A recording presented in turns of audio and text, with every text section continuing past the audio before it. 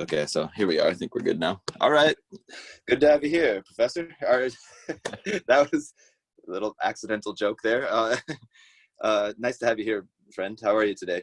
I'm very good, thank you. Thanks. Good, good. So I don't know how we get these started a little bit, but I had noticed like somewhere at the beginning of last week or the end of last week that you had said there were some things that you were careful about talking about. And I wanted to talk about the meta conversation about that a little bit. And we before the call we had talked, and I just thought it was interesting that I didn't know these like very cordial rules, and there's protected words. These things happen, you know, like I had said, Professor and Mate, and am I saying your last name again? Amate is good. Amate. Okay, so I had said I'm going to be having a call with you, and you were like, please change that to university lecturer. And I was like, sure. And then just now I was like, what's that for? So maybe you could tell them like I thought that was just an interesting kind of introduction to this, how to dance with the system kind of thing, you know? Sure. So years ago, somebody I knew who was a reporter had put me down as Professor Amate in the newspaper. I didn't know, that they, or this was a Professor Ryerson, and I was contacted and they said that this is a protected title. Professor is an actual title. It's a rank, it's a position, it's a job. So I am not at that. I am a university lecturer or a sessional lecturer. So every term I teach by contract, whereas a professor has gone through the ranks of, they've gone through what we call a tenure track stream. They teach at the assistant level, then they get, after a couple of years with publications, teaching, reviews, then they go to associate, and then to professor, full tenure professor. And that's pretty much where they have job security. And, they have more freedom to do what they want because they're ensconced in the university system. So they're very careful about protecting that term. That makes sense. And are you interested in that track, going down that road to get there? I've had that opportunity a number of times at the universities I've worked at, but to do that, you have to basically, for the most part, give up the thing that for me is the most enjoyable about being in the university, which is teaching. You don't have to give it up completely, but to do the research, to be able to get the publications that allow you to climb the ranks, you spend so much of your time, doing grants, doing studies, supervising students, that there's a trade-off. So if you do so many hours doing all that, they reduce your teaching load, so that you're not overburdened. So if to have done that, I would have had to have basically given up teaching, which is the only reason I would want to be in the university, is to be able to teach. That's my passion. Mm-hmm. So those, like, it reminds me of, I got friends who are in, like, because that's a system, and I'm thinking of I come from Utah. Utah is like, Mormon center, and it's also multi-level marketing center, and so like, the dynamics of how they set the system up. I'm not in a multi-level marketing thing, and I'm not really a Mormon either. I mean, I was born that way, same way I was born American. I live in Canada. I'm a different person now, though. But I noticed, like, I have a friend who's in this, and it's like the dynamics that they set up in the system make the system. You have to bend to it. So, what do you? I guess, like you, the passion that you have is to teach, and what with the original conversation that I was wondering about is that it seemed like you were saying there's been a lot of ways that you're having to edit yourself, and what are those ways, and why? There's people who have thought that they needed to edit themselves, and they've decided to take themselves out of the towers of Mordor. Some people fight with it, and what are your reasons to stay in there and be careful? And would you ever choose to leave it or something like that? There's a lot of questions there. What do you think? Sure, well, I'll try to get them all. So I'm, because I don't just teach, I also have a clinical practice. So I'm a registered psychologist. So that's another kind of tower that I have to operate within. And within that, I've already been excommunicated by a volunteer group, the Ontario Psychological Association, which is basically, it covers about half of the psychologists in Canada. We have to be part of an organization in order to get our liability insurance, which we need in order to practice. So there's the Ontario and the Canadian Psychological Associations. I used to be part of the Ontario, the OPA, and I promoted the heck out of it because it was doing important work, I believed, representing psychologists within, the more regionalized area of Ontario versus all of Canada. And a few years ago, both in my teaching, I've done this for almost 20 years. I've always taught critical thinking. That's a buzzword, and every professor in most departments will say, I'm going to teach you critical thinking. And I've had so many students come to me and go, yeah, it's good to be critical of work as long as it's not the professors. Okay. As soon as you challenge, as soon as you start asking questions, skeptically, as we're supposed to do, about what they are claiming, whether it's their own work or their beliefs and so on, so many students found out that the professor would just, they would grade them lower. They would shun them. They would treat them differently. And they learn to play the game. That's part of playing the game. So students would say, I've had so many students say this, and they've been saying it publicly, not just my students, where they just learn to shut up, write something that the professor wants to see, get the A, and that's it. Okay. So that's not my style. I'm very open-minded. I'm teaching critical thinking. My lessons have always been about critical thinking. Whatever course I've taught 20 different courses at 5 different universities over the last almost 20 years. So for many, many years, I've been teaching this the same way. And then a few years ago, it became more public because of Dr. Jordan Peterson. When he did his infamous videos in 2016, in the October, I believe, of 2016. And I just basically took my teachings and put them more publicly. I've been doing this on Twitter before then. I was very active in any way that I could be to try to just get people to, I'm not trying to tell them that what I'm saying is right. What I'm saying is what you're saying might be being said without all the information that you need, right? Have the facts. Get different perspectives. Don't just go on emotion. Don't just jump on some bandwagon. Look and see whether this information really jibes with reality. So that's been my approach all the time. So at university, I've been lauded for that. I've had so many students say it was it was a refreshing breath of fresh air to see somebody encourage us to actually think critically, to challenge me. I mean, my classes, so much of it is discussion. Whether it's about clinical psychology, about sexuality, gender, whatever it is, I encourage people to bring in their lived experiences, their professional knowledge, their readings that they've done, and I learn from it too. And I don't just blindly accept it. They give me a document, a study, whatever. I'll go into it. So I've been doing that for many years, and I've always loved doing it. And then a few years ago, I started to get complaints, sometimes directly to me. Other times they would go to the department, and I have to be careful. I can't say too much about that, but they would go. And I've got to say, from the beginning, I have to say, Ryerson, despite having a reputation as being very progressive, very, sometimes people question some of the ideologies being promoted there. But I can say personally, from my experience, they've always had my back. They've challenged me, or they've questioned me, saying, "Hey, this student has said this or that." They hear me out. And they've defended me because they know, after having taught so many thousands of students with not complaints, but praise, right? Students like what I'm saying, and they know that I'm not trying to ram some ideology down their throat. And that's most important. And this is what I do. I say, here's what the research says on this side. Here's what research says on that side. And sometimes I'll say, here's my personal or professional opinion, but I'm always very clear whether it's based on the research, whether it's based on clinical experience, or whether it's my personal opinion. And I never meld them together. I'm very clear to differentiate them because I want people to know that. I will never try to put my personal opinion as fact or to pretend that it's research evidence. Now, if there is research evidence to support it, which is why I usually have that opinion because it's based on reading and seeing all the information, then I will say that. Right. But I'm not, if it's a personal, just a completely, and I've said this before, I said to students, I say, look, this is a hypocritical stance. I understand this. Here's my belief. Here's how I feel about it. And I know there's a good argument against it. Right. And I say, and I accept that. And I go, what? Right. And I don't deny that. I just say, I choose to have this particular belief or do this particular thing, even though I know it's actually wrong. But I'm admitting that I choose that. Okay. Or I know it's an inconsistent argument.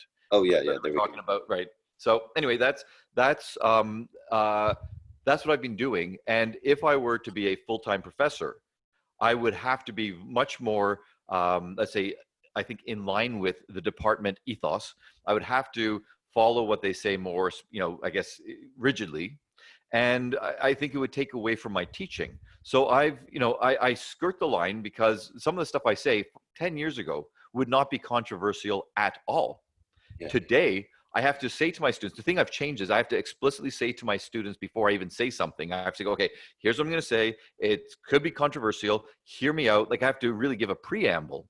When before I didn't have to do that. People, I have to prepare students for this. I don't like doing that, but I have to in order for them to hear the whole thing, to take the whole context in, and then they can decide. I always tell people, I say, if I say anything wrong, hateful, inappropriate, anything like that, I say, call me out. I'll be the first person to say, you know what, I'll bend the knee to it if I've done something wrong. I say, if you just don't like what I'm saying, that's not sufficient. You have to have a reason, right? And, and again, if you don't like what I'm saying because it's objectively offensive, help me out here. So for example, years ago, I said transgendered with an ED. And one of my students, she took me aside after, did she take me, either she said in front of class or I took me aside, I forget which one. And she said, actually it was in front of class, I remember, she said, technically we should be saying transgender. People who are transgender have an issue with transgendered. And I looked it up, I looked at manuals, and I saw that they said that's a polite thing to say. As soon as I learned that, no problem, right? Yeah. Yeah.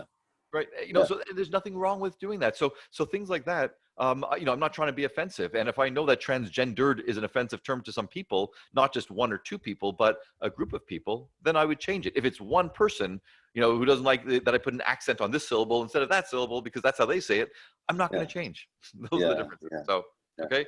And then the final thing, so I'm just going to throw this in here. Go ahead. With the Ontario Psychological Association, the OPA, I didn't play nice with them because the university is an institution. It does what it does. I teach. All I do is I teach within it. The OPA, we're psychologists. And I saw, in the last number of years that a lot of misinformation, a lot of bad information, and a lot of ideology was being put out there as science, as facts, as best practices, which is the most important, best practices. And I knew, having spoken to a number of colleagues who were more experts than I was, whether they were medical doctors, endocrinologists, people who work exclusively with transgender people, all this information coming from these people who had no ideology. Their only ideology was do no harm, employ best practices. When I spoke to them, what they were saying was entirely inconsistent with what was being spread on social media and even being promulgated by certain factions within, even within the mental health field. So I went to the OPA day after day, and I'd put it on our listserv. I'd be posting all these, these studies, videos, links, videos, for example, of young people who said, I regret having transitioned. I regret having my breasts taken off with a double mastectomy because I thought I was a male. I know I'm not, and I've ruined my life, or now I'm sterile. I put this all on OPA, and I kept saying to them, we need to do something about this. Let's take a stance. We are the experts here. Which is the expert? We are the ones who devote our lives to trying to help people in this capacity. Let's do something about it. And I got shut down time and again, and people didn't like that I was being aggressive. But I got aggressive because when I would say something, I would have colleagues discount me, not with evidence, but by name calling. It was like a Twitter battle, right? Yeah. And I couldn't believe it. And they were impugning my motives. They were questioning why I would do this. And it's like, because science shows that you guys are wrong. Real lives are being hurt, right? And then just last week, for example, in the UK, because you talked about, like we need voices to be heard. So finally, the National Health Services, NHS, in the UK changed their website without any fanfare. It was silent how they did that, but they changed their website to talk about the hormone suppressors that they're giving to people who think that they're transgender. They do it in at least the second stage of the Tanner second stage of puberty, so that it's supposed to delay puberty further, so that people can make a decision as to whether they want to continue with puberty and go in the biological direction, or whether they want to change it, which seems to make sense if there was no harm. What their website used to say was, they're harmless, it's reversible, all the power to you, enjoy. And they changed it last week to say, we don't know the effects on the brain, on the body, long-term implications. And they didn't say anything about it. They just changed it. And how many tens of thousands, if not more, of people had already received the medication being told it's entirely safe? So that's an example of the kind of stuff I was pushing, right? And I have no idea right now, because I got banned. The OPA banned me for life. I begged them. I said, look, let me come back. I need this OPA. It provides me a referral service. If I have people contacting me, because I used to be in the media a lot more than I am now, but I'd have people contacting me, say, hey, I have a problem with A, B, and C. And it might not be my area of expertise. It might be in a jurisdiction too far from me. I just might not be able to be the best person for them. So I wanted to be able to refer those people to colleagues that I know. I would put it out there to the listserv and say, hey, does anybody, know someone who can help with this? And I, and I could talk to them and give them a direct referral. I could help people. And I said, if that's all you're going to let me do, I said, no problem. Just please let me do that so I can refer people. And they said, no, they refused. So I've been banned for life from the OPA. So I have no idea how they're dealing with all these changes. But that's the area I didn't play nice, and I got canceled. And Mm. I'll shut up for now. Yeah, wow, that was a lot. That was good. Thank you. So with this OPA, they were what sort of ideologies? Maybe you don't want to refer to them directly. You can say, hey, if you want to look at what sort of ideology, because I know that it's so tenuous. You know, it's so strange, right? It's strange that you have to package your truths that you're teaching your students so like carefully, but it's also responsible, and I want to say thank you for doing it. You know, like you got these, we talked a little bit before we got on, and you were talking about, you know, the watching the Weinstein brothers, and we are both saying how smart how grateful we are for, you know, smart, courageous people being able to be bold, and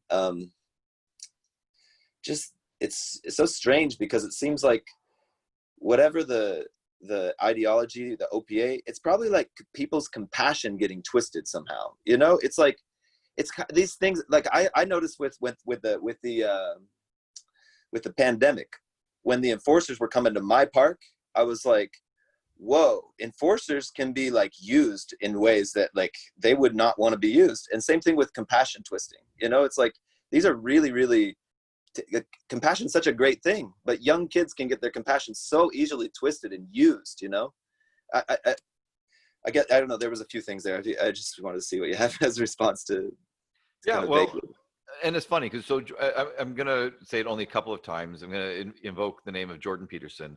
Yeah. One of the things that people misconstrued about what he said was compassion, where people took from what he said what they wanted to hear, and they thought compassion is a bad thing. They thought it was weak. They thought it was more of, you know, a feminine characteristic or a neurotic characteristic, and that's not the case. What he was arguing against was bad compassion, which can get twisted around. So if someone's doing something bad, for example, or if they're ignorant, or if they're hurting others, and you say, well, that's okay, you know, because I think I'm being compassionate because it would hurt their feelings if I were to interfere with them doing what they want to do.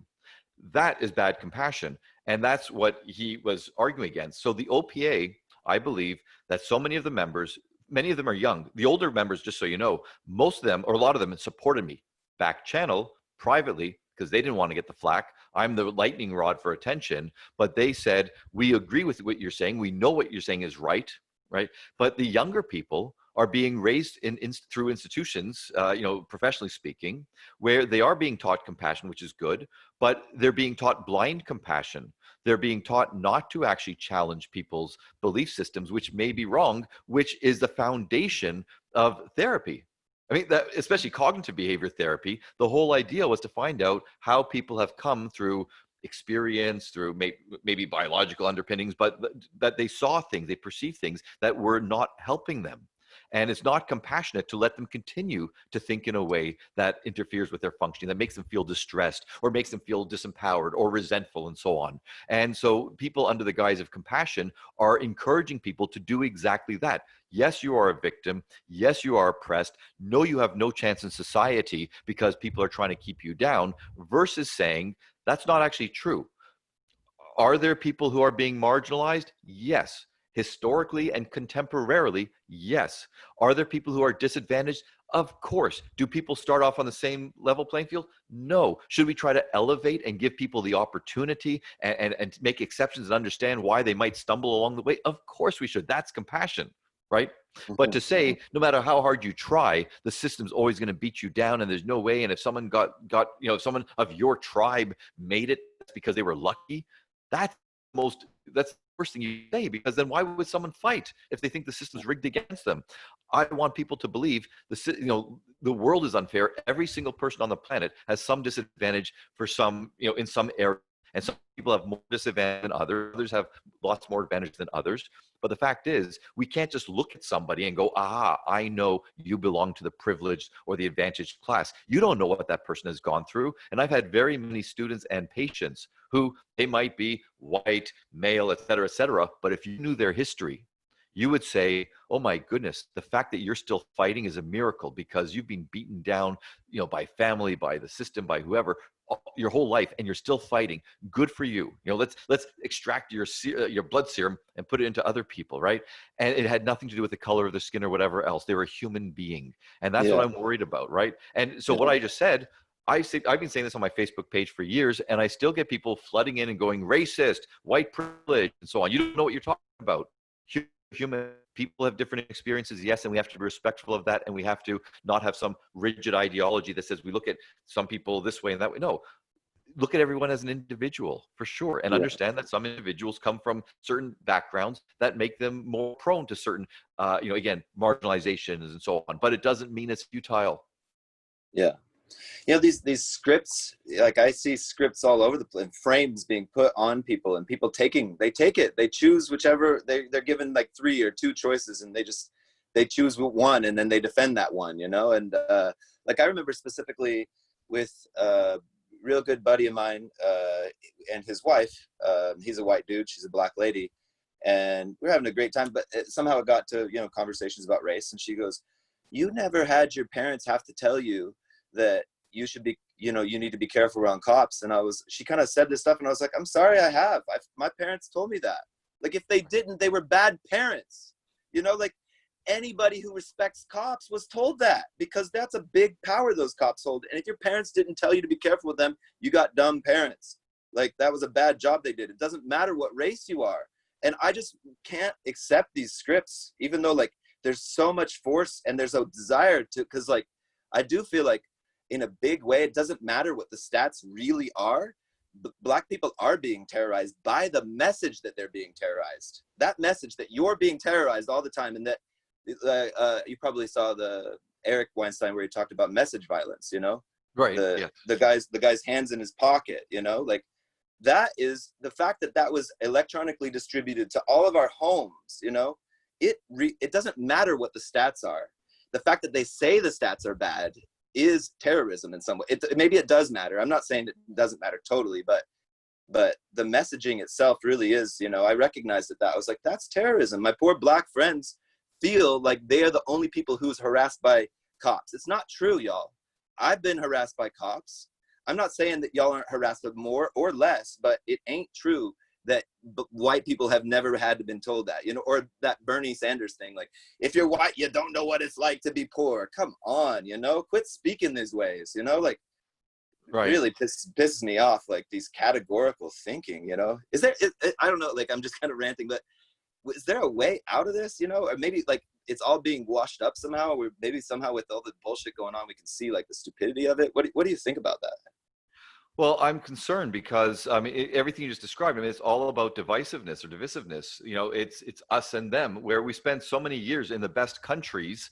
I'm not just saying, whatever the country is, the best countries work to integrate people, so that isn't us versus them. It's, we're trying to be part of a cohesive society. And so all these messages are the opposite. So Yeah. we need people in leadership positions. And I would say the leadership positions, of course, are government, but it's also academia, whether it's universities or public schools, or private schools. But from the young age, and parents have to take the primary role in teaching their children the kind of thing that you're saying. So unfortunately, and Brett Weinstein was on Joe Rogan the other day, and I was just listening to it. And he's and people should listen to it because he talks pretty clearly about how the system works, so that the people who could speak out are terrified of doing so, because if they do, their head gets chopped off, put on a stake, and all their colleagues see that. And so they say, I don't want that fate. So they learn to shut up. And the thing is, though, some of them shut up just out of pure self-interest. Others, the way he was describing it was, and this is what's most pernicious in today's society. Okay, and I've seen this. It's just I love how he articulated. I'm going to try to paraphrase it, and I've been saying the same thing. You start off with a small premise, like, don't you want to be to people who may know that? Or don't you want to give people equal rights? Or don't you want to prevent people from having their livelihood ruined because of something that's immutable in them, or somehow they choose something like that? Who would say no to that? Of course, we would all say yes. And when you say yes to that, you also get a reward. You get social cachet. You get people on your side. You're part of a tribe. So it starts off small. And then the message, and then the thing that you're agreeing to gets incrementally more Yeah. problematic, right? And then it gets to the point where if you're in this tribe, you can't agree with 60% or 90 or even 99%. You have to agree with 100% of what the whole group is promoting. And if you don't, you find out what happens to you. The gun barrel gets now pointed at you. Yeah. And this is the scariest thing. And it started in academia and now it's creeped into the rest of the society. And what I'm saying right now applies to so many different phenomena that we're seeing. So today it's about Black Lives Matter. The week before that it was about trans issues. The week before that it was about women's issues. The week before that it was about sexual assault. Like and these are all important issues. And what we need is, and I keep saying this, is critical thinking. So critical thinking would say, all right, first of all, let's look at the stats. Let's look at the facts. Let's look at where they come from. Let's not just say, well, somebody provided me the stat. Let's see. Is it a meta-analysis? Have they looked at the data properly? Let's have other experts look at this to see if they can provide counter arguments to it. Because I'm not an expert in all fields, of course. So when I see something, especially if it fits along with my belief system, I always look for something to counter it to see what are the arguments against it. Yeah. Right? So we look at that first. And then we say, don't discount lived experiences. Of course, we should include them. But let's not say that one person's idiosyncratic experience and belief system should now dictate policy. That's ridiculous, right? Yeah. That's narcissistic. So, right? So the way we get out of it is I hope that people in the leadership positions find the courage to say the kind of things that you are talking about here, but also again, parents have to have the courage to raise their children to be critical thinkers and say, yes, have compassion, understand. Like the best example, Toronto, let's say, is with the terrible tragedy about 2 weeks ago. I guess it's 3 weeks. Is it now 3 weeks? I'm bad with time. But Ms. Regis, I'm going to mispronounce the middle name, Paquette, right? Who tragically fell from her balcony within hours, and even the next day, and even today you'll still see people saying the police pushed her. And she's black, she's part indigenous. And if I belong to, she's a woman, if I belong to any of these tribes or groups, and I'm hearing, oh my God, black people or First Nations people or indigenous or women are being pushed off their balcony by police, and I'm a young person, that seeps into my psyche. And I have now a mistrust of police. And now my behavior around police is going to now perhaps evoke a behavior by them that's going to reinforce my belief system. And that's not to say that every black person who stopped, for a stop and, a frisk and everything, having done nothing. I'm not saying that that's because they did something, but that's the thing. Now I have to give this caveat saying everything I'm saying, I have to now unpackage to make sure that nobody misconstrues it. Yeah. Whereas in the old days, people would give you the benefit of the doubt and say, unless there's concrete evidence that this person is a bad actor and is acting in bad faith and has bad motives, we should hear them out. Today, it's like, no, we're looking for any syllable that you say that is wrong that we can pounce all over and just discount the whole message. And that's what's wrong. And we need to stop that from the ground up and top down. Yeah. The benefit of the doubt. Like, I've loved, what is the benefit of the doubt, y'all? Like, I've loved asking that question, like, what's the benefit of the doubt? And how weird it is that certainty causes so much chaos right now. Like, right. To me, are you a little familiar with the sense-making series on Rebel Wisdom a little bit? Daniel Schmachtenberg or something like that? Help me out here. I may have heard of it, but it's not ringing bells. In some ways, he's just saying that information ecology has been poisoned, and that he's like, being what we are is mimetically evolving creatures, not just genetically, and being that nature has this tendency that in order for an individual or group of individuals to get what they want, they'll fake right in order to go left. They'll exaggerate in order to diminish, or diminish in order to exaggerate, or like they put what looks like a butt on or a head on their butt so that they don't get eaten or something, you know? So that nature has this like built into it to lie, to get what you want, or to exaggerate, and in it's War on Sense Making series, he mentions how like basically being a mimetically evolving creature and then having our information systems be, it's very human to have a talking stick, around a fire. And now we got this electronically mediated and distributed talking stick that's so powerful, and that the building up of all the little lies have made it to where people used to think the Bible was trustworthy, and now a lot of people see, I'm not saying there isn't some value there is for sure. Some of it I don't see any value in certain parts, like begat, whatever that is, but same thing with like maybe scientific journals is what he was saying, actually. Like that the science themselves, the scientists themselves, some of them aren't necessarily like manipulated. They don't know it anyways, but why are they studying the thing that they're studying? It's because of incentives, or because of motivations that are built up of lies upon lies and lies. So sometimes it makes me really question. It makes me say, like, I don't know, like I can't know. I know I'm not an expert, but I know that I know that, like, whether I'm right or wrong, I can be honest and say, like, this guy seems trustworthy, and that, like, my proclivity is to the way this person's talking, and because they took a little while to say it, is to believe them more than someone who's like a bandwagon jumper, and I could be wrong about my proclivity, but I'm honest about it, and to also say that I do think that, although figures don't lie, liars do figure, kind of thing, Right. And that the honesty part is the most important, because you have to recognize your own biases, your own proclivities, your own needs, and they're all self-serving needs. And to recognize, oh, okay, just because this fits into that, this statement I'm seeing or this claim, if it serves me well, of course I'm inclined to want to believe it, but I have to recognize, do the hard thing and say, okay, it might serve me well, but A, is it true? And B, is it coming at the cost of somebody else? Right. And Yeah, especially, is it coming at the cost of truth? What you said about the information system, the scariest thing is the two things. Let's just say that, I mean, there's many more, but let's just say the two things that people used to have trust in. They would say, you know what, you can't trust advertisers. Obviously, they're trying to sell you something. You can't trust these people. It's always about sell, sell, sell. So we used to believe that the two things that were objective were the media, okay, and science, or at least, academia, public journals, and so on. The yeah, media, as we know right now, it's whatever station you choose to look at. I look at a plethora of different media sources, because I know that not one, I don't trust any one source. I look at the same story at two or three different places, if not more, and it's like I'm watching two or three different versions of reality. But I'm trying to find something in between. So the media is one, and it's become corrupt, and people will choose the media that tells them what they want to hear. And the media will do that. They're incentivized to do that because it's about selling. It is about selling. And the second one, these journal articles, here's the scariest thing. Okay. And by the way, for people who don't know, I've been banned for life from Twitter. Okay. So I'm not on Twitter anymore, but I can read it. I just can't participate.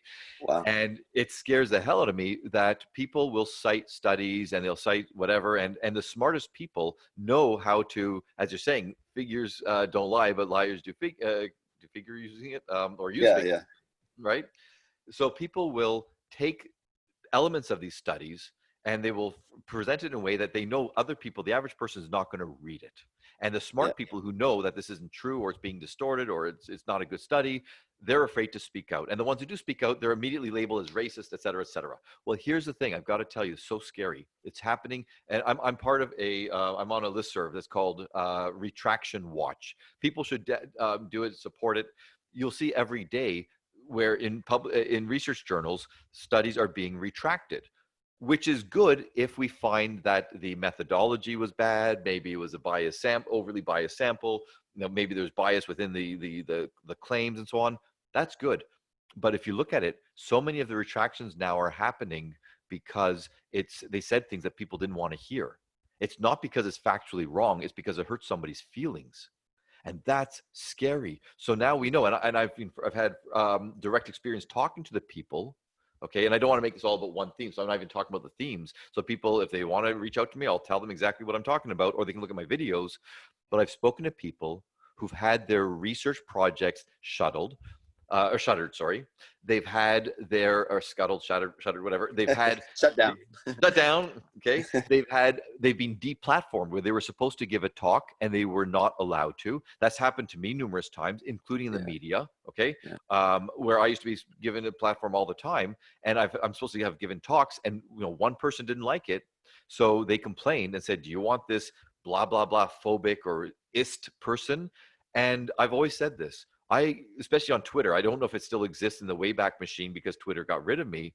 But if you look at all of my tweets, all of my videos, every statement I said in the media to all my students, thousands and thousands of students, you will never find one, again, wrong or objectively hurtful thing that I've ever said. There's no racist, no sexist, homophobic, anything like that. Okay. Now people will think it is because they don't like what they're hearing, but I'm just showing the science and the facts. And that's why people are afraid of speaking out because they speak science or facts and they're labeled all these different things, and it has huge consequences. And I've been told by my loved ones to shut up. They say, you have children you're supposed to raise. You can be fired from your job. And I have this naive belief that because Ryerson has been so good thus far and has supported me because they know that I'm only speaking truth and science and facts, and I do it in a compassionate way, and I do it in a comprehensive way. So if I say to you, hey, by the way, do you know that 50% of domestic violence occurs against men, right? Which is a fact. And it's been for the last 40 years, and every meta-analytic study in the States and Canada will show that, at least in Canada and the States. I don't know about other countries. I'm sure in different countries, different numbers, but 50%, I say. So, and if I had an agenda, I would leave it at that. But then I break it down and I go, okay, but the fact is that the most violent forms of domestic abuse, right, happens against women. Women are murdered more likely. So I break down all these different statistics. So I basically, I'm not trying to cater to any group. I'm trying to just promote truth. And even just saying this stuff, I've lost so many friends. I've had family members turn against me because of what I said. And I could shut up, but that just goes against my values, which is if you have some information, if you have knowledge, and if you have compassion and you have a platform, that's that's an important concoction that you should go out there and try to speak the truth, not your truth, the truth. And this is, again, I'm not speaking my truth, I'm speaking the truth. So people, if you want to disagree with me, show me the evidence that I'm wrong. And by the way, students, again, I've said this, students have provided information where I wasn't aware of something, right? I don't know everything. They tell me, I go, oh my goodness. And so in every future course when I teach it, and I will say, I don't name the student, but I'll say a student inform me of this. And I'm so happy to say that. Like, good, I learn from students, because you can learn from anybody all the time if you have an open mind. Yeah. I noticed that, like, I have the same proclivity again, but I don't know where that word's coming all over the place, but I want to hear the opposite, like I'll hear one thing from, whatever, the president or whoever, I don't want to mention specific names, because whatever. And I'll be like, I want to hear how CNN filters that and how Fox filters that. There's specific subjects that'll come up and I'll be like, I want to hear the whole and see how convincing each one of them is. Cause they are actually in some weird way, and right. It's a weird kind of privilege that I recognize that I have and that I can't expect other people to have either. So like since the pandemic, for sure, I've been practicing what I call, maybe you saw it. I was going to see if I could see it around here. I got this cat mask I wear around. Have you seen it? It's weird. Okay, there you go. Anyways, I kind of consider myself a bit of a journalist, sort of, from the pandemic. I went around asking, "Hey, how's your pandemic going? How just different ways of really engaging." I felt like when I guess I came from what I think, I came from Mormonism. I think we talked about this at the beginning or before. I don't remember. Yeah. And the social forces involved in that and how it worked specifically with me. Everybody's experience of everything is unique, and some people have great experiences with it, and it's their only support system. And I don't want to take it away from them, but it was really harsh what it did to me. My specific story, I could go into details, and people would say, "Wow, that's a lot," And so having kind of fought through the social forces of that, I feel like it was a great sparring partner in some ways, and now I see it and I'm like, it just energizes me, the fact that there's so much script happening or something like this, what was I saying there? I guess, script. I noticed one day that 4 people in a row, I asked, hey, how's your pandemic going? And they all said, it's been really tough on everyone, man. And I've been like, but how is it for you? And they were like, actually, not bad. This happened 4 times in a row. On the 4th one, I couldn't help but be a little bit embarrassed. The couple that had said it, I was like, I know. Hey, can I just say something? I was like, it can be embarrassing. We all do it. We get caught up in scripts. But I was like, you're the 4th people to say this. You said the script, and then you said your real experience. I'm not sure where I'm going with that. That wasn't where I thought I was going to go with all that stuff. But what was that? Tribal. Anyways, I'm not sure where I was going with all that stuff, but. Well, you're saying script. I say narrative. Narrative, yeah. Right, but same idea, and I think it is really important because, again, whatever topic you're talking about, especially if it's couched in this idea of compassion. So yeah, so people are saying it's really difficult, and because it is very difficult for people. And when I was on the media, and I was, when I talk to anybody, I say many people are suffering, and I say, and I am so grateful that for my particular situation, I'm lucky, and I express the gratitude for that. So I'm being honest about my experience, and I'm not, and that doesn't diminish Mm. other Yeah, people's experience. Because if I said, "Oh, come on, the pandemic's not so bad," well, yeah, that's horrible for the many people it is. And if I go, yeah, "Oh my God, we're all going to die," well, why would I say that when it's not that when that's not true for me? So, yeah, right. It's this need for people to, again, to jump into these narratives or scripts, yeah, and just unpackage them without thinking about it critically. And I'll tell you right now, people who really should watch, I'm going to keep plugging the Brett Weinstein episode with Joe Rogan, because he's so intelligent and he's so compassionate. He's the most yeah. progressive liberal person you'll find, and Hmm. so intelligent. But he talks about how, and this is what's really scary to me, this is the first time I've seen this in all the years this is happening, especially in the last couple of weeks, where we always thought, most rational people thought, what has happened in other countries historically couldn't happen in America or in Canada, because we have systems in place that prevent such catastrophes. And I'm not talking about the medical system or FEMA. I'm talking about the let's say the political system. And so what we're seeing is, and Brett Weinstein was saying this, it's like the Mao, the Chinese Revolution, the Communist Revolution, and we're having these what is it called, the, oh my gosh, I just lost it, the apology sessions and so on. Oh, And yeah, yeah, right, yeah. and we're basically confessing to things that we haven't done, right? Hmm.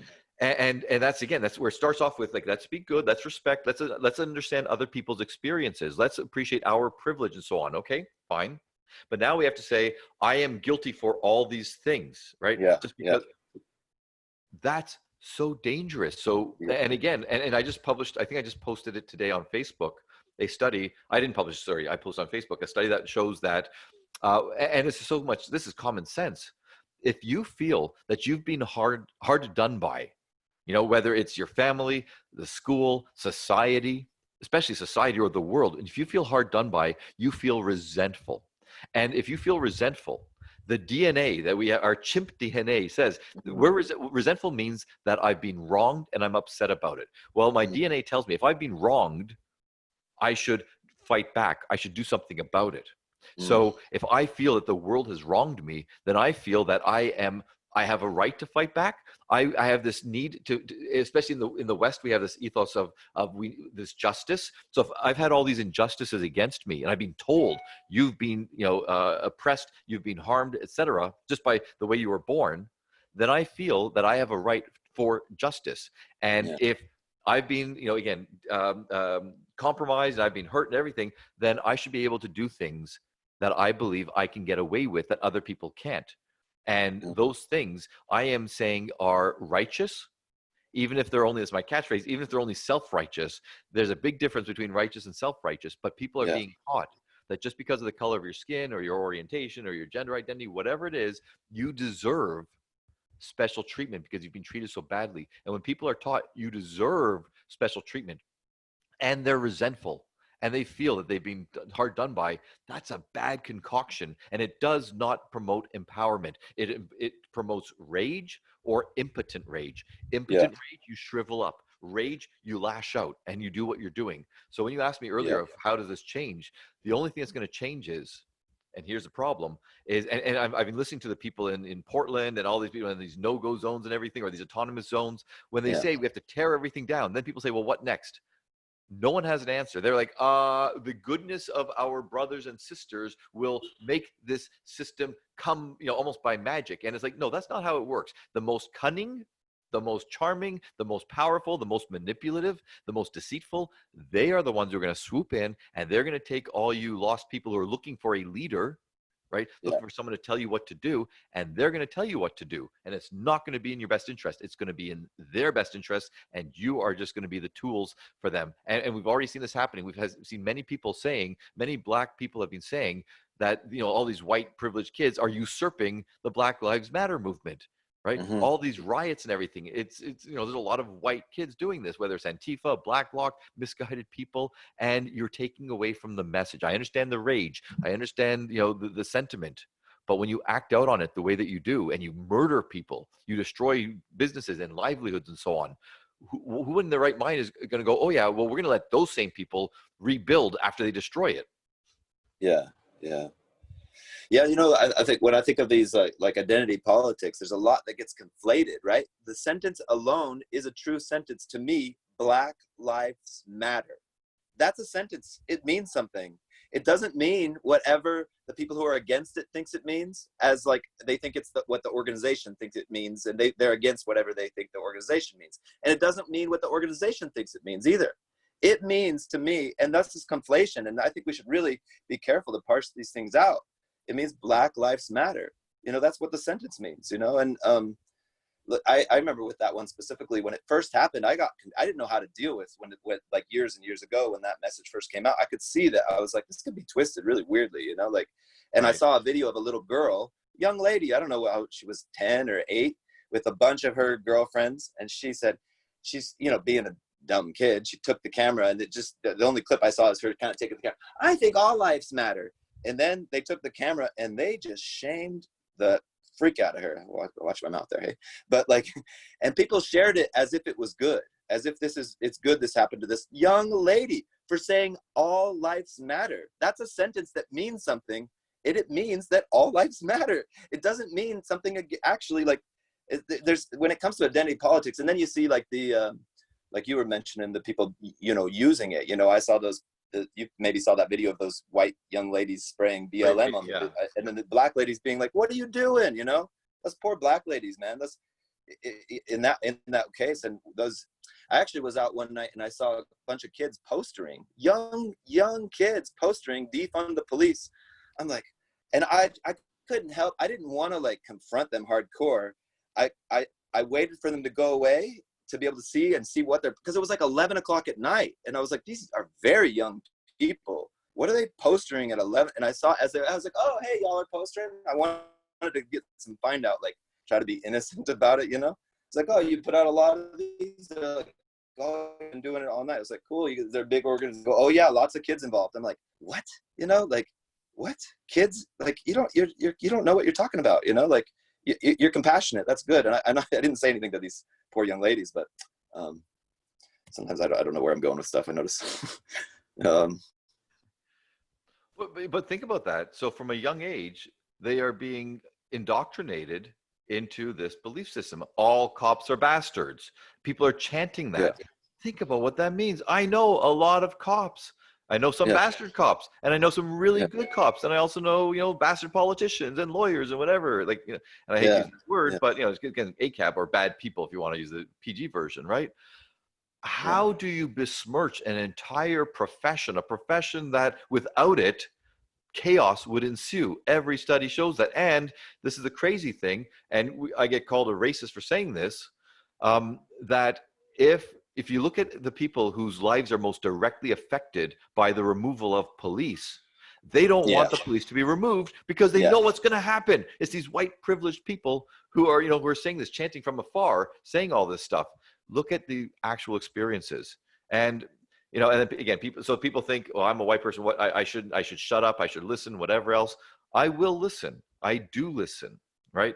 But I'm not going to shut up. I will be quiet as you are talking. I will give you a chance to speak, and I will, again, I will respect your position and I'll respect your lived experience. But if you say something that's factually incorrect, I have the right to tell yeah, you, technically, that's not right. I won't say your lived experience is wrong. I will say yeah, in fact, your fact is wrong.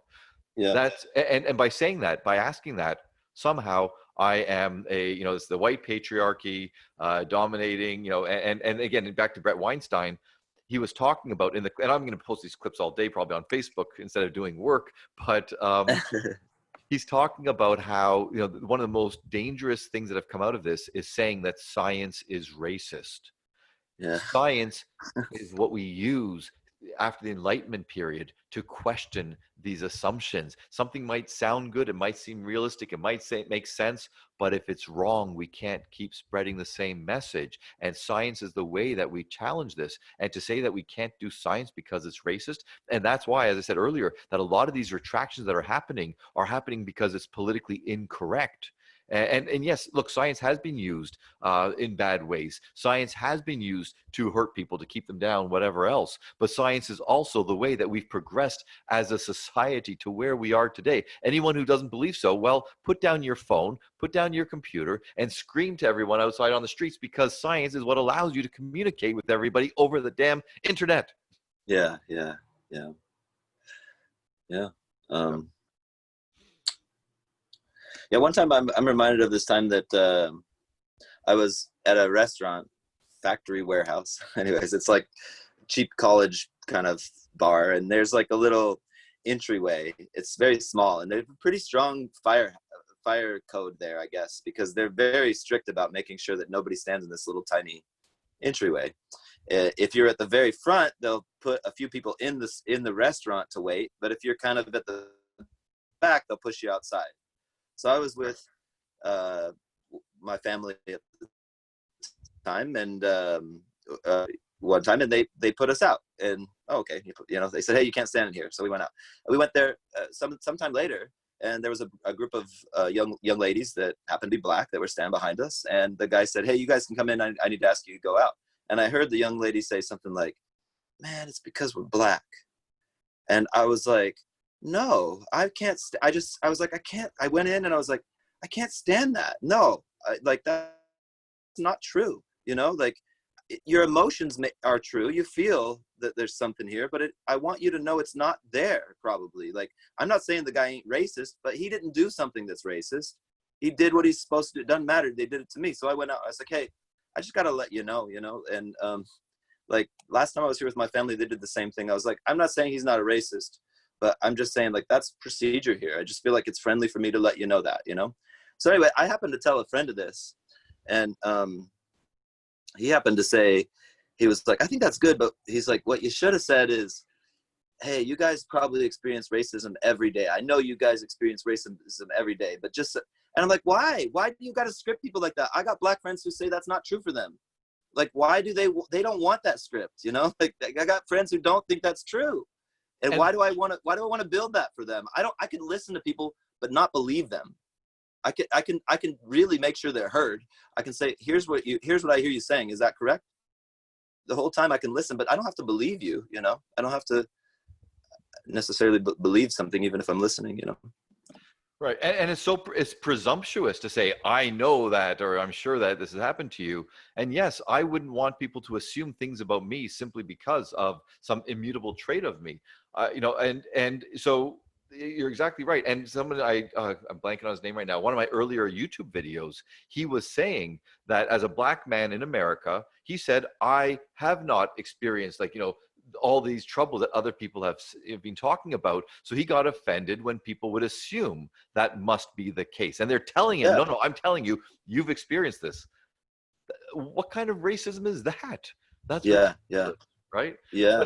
But again, some people are so self-righteous and clueless, and it's all about the ego. It's all about power. And I'll tell you right now, if you watch these videos when there's like in these lawless zones, and you see people trying to organize and trying to help out or whatever, some of them I'm sure are doing it because they do want to take a responsible stance. They'll sacrifice themselves and they'll try to help others. Most of them, it's power tripping. All of this, most of this, and humans by nature, like every other creature, are self-interested. And you can call it selfish. I call it self-interested, because that's how we all survive. Every creature on the planet, right? Even supposed altruism. Richard Dawkins writes about this a lot in The Selfish Gene. Even supposed altruism in some way helps us. Okay, so in different ways. I won't get into the whole thing, but the point is, there's nothing wrong with saying that we're self-interested. So if we recognize that, when we see people acting a certain way, we should be objective and go, why are they really doing that? Are they, doing it for this reason, or are they power tripping? Do they have questionable motives, etc.? I don't say to assume it automatically, but I say we shouldn't not assume it simply because they, again, belong to this tribe or that group.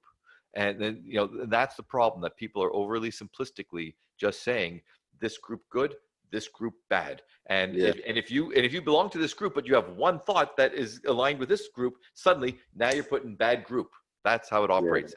Okay. So, I just hope more and more people will actually wake up, hear this, and realize that, to quote, I know Ben Shapiro's not the first person to say this, but more than one thing can be true at once. I can say, as you said, yes, maybe this person is racist. Maybe these people, I'm not going to assume it, but maybe they've experienced racism. But in this particular case, it wasn't racism. Those Yeah, three things can be true. And just saying yeah, one of them doesn't automatically disqualify you as a horrible racist white man. exactly, exactly. So, Yeah, about this one more thing. Like I've been the way I've been handling the pandemic, again, asking lots of people questions. More recently, if I'm ever at a cashier or something, I'm like, hey, do you feel safe? You know, do you feel okay? It doesn't matter what they say. I'll be like, do you feel more safe because of this little plastic thing here? And it doesn't matter what they say. They'll say lots of different things. I'm like, well, specifically, are you afraid of the virus? And then they'll give whatever well, how about social forces?